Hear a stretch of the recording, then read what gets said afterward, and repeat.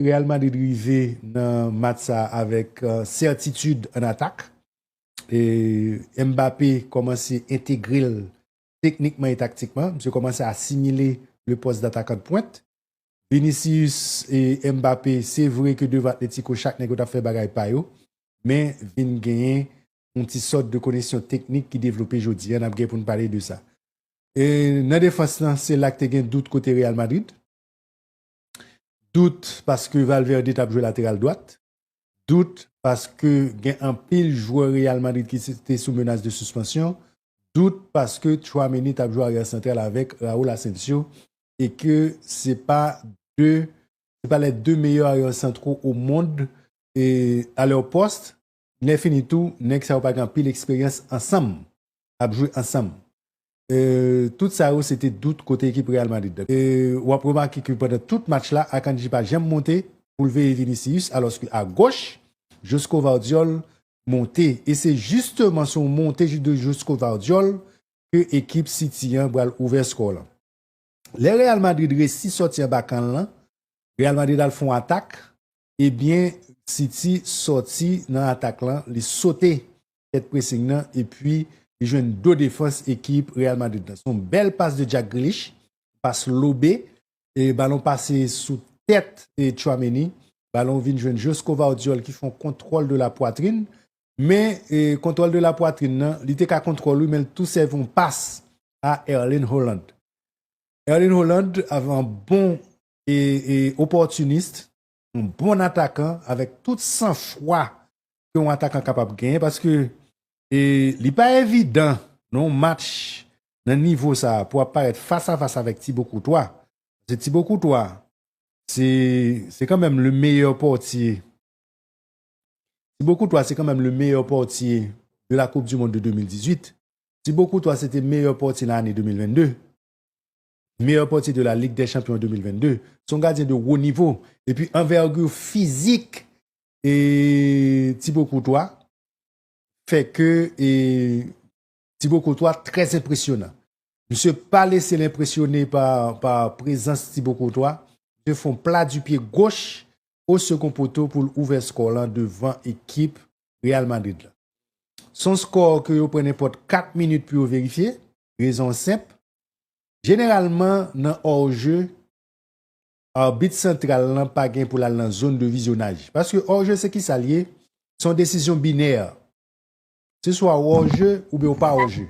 Pas gain interprétation dans hors-jeu. C'est soit football là, hors-jeu ou bien pas hors-jeu. Il pas qu'on interpréter dans hors-jeu. Maintenant, une ligne imaginaire qui pour fait.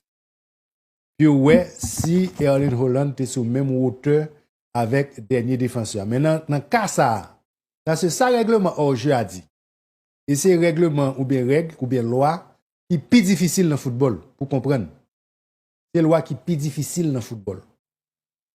Pour hors-jeu, pour plus près ligne de but équipe adverse là, pendant l'équipe ne va pas attaquer, pour plus près ligne de but équipe adverse là, passer 2 joueurs dans l'équipe adverse. C'est là ça hors-jeu.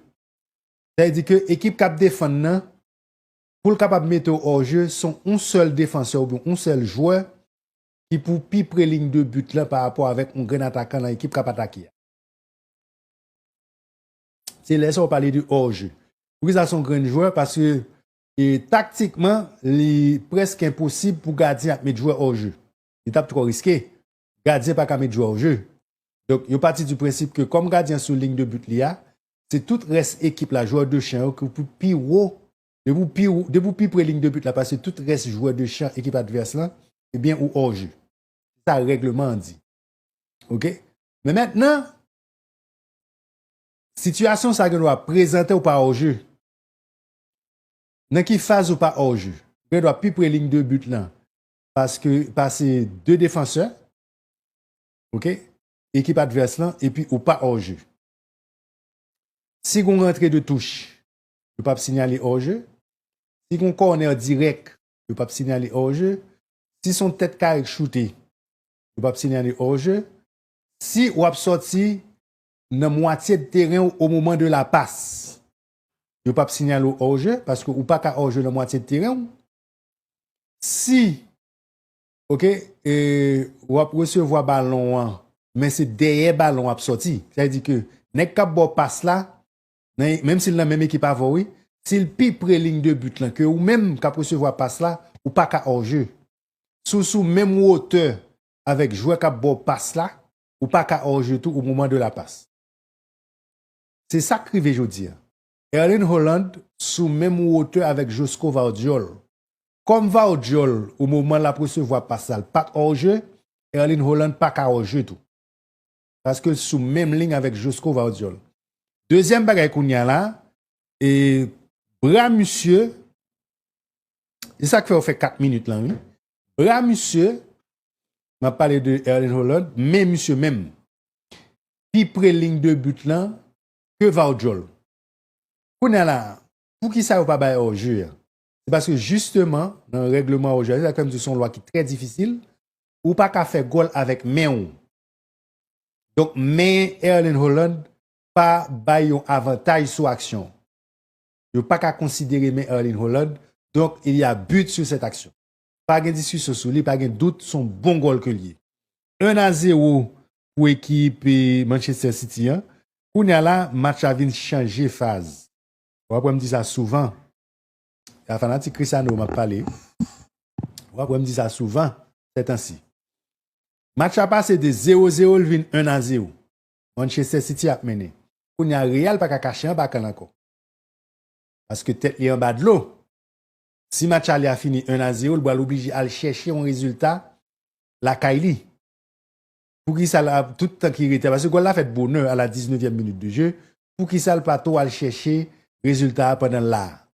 On a Real Madrid sorti tête en bas de l'eau. Et c'est plus gros qualité Carlo Ancelotti. Carlo Ancelotti mérite un gros bravo. Si c'est vrai, il a critiqué Ancelotti parce qu'il n'a pas de fond de jeu, il n'a pas joué belle jouette, mais Ancelotti a une qualité la qualité. Équipe Ancelotti, mot ou bien adjectif, son mot, pour capable, adjectif pour qualifier coaching Ancelotti ou bien équipe Ancelotti, c'est mot adaptation. Ancelotti, son nez qui adapte à la situation. Il monte équipe en fonction de joueurs qu'il emmène. Il joue football en fonction de résultats besoin et en fonction de qui adversaire qui en face lui. En pile monde pense que City t'a le peser Real sur contre banane. Real va le cacher en bacal pendant 90 minutes. En pile monde pense ça. Pendant City 1-0, Real Madrid sorti tête dans pression qu'on a c'est Real Madrid qui met pression parce que c'est lui qui va chercher un résultat. Mais maintenant, le problème dans match ça, c'est que Guardiola m'estimait que monsieur était trop précautionneux. Monsieur était manqué dogmatique dans le match là. Parce que ça arrivait, City, c'est pas une équipe qui compte défendre en reculant. City, son équipe, elle a défendre, il marche, prend boule là dans le pied. City pas jamais fait ça dans le match là.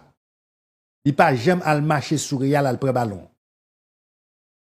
City font gros bac, ils font bloc médian, ils font bloc bas, ils quittent initiative jouer dans la main équipe Real Madrid là.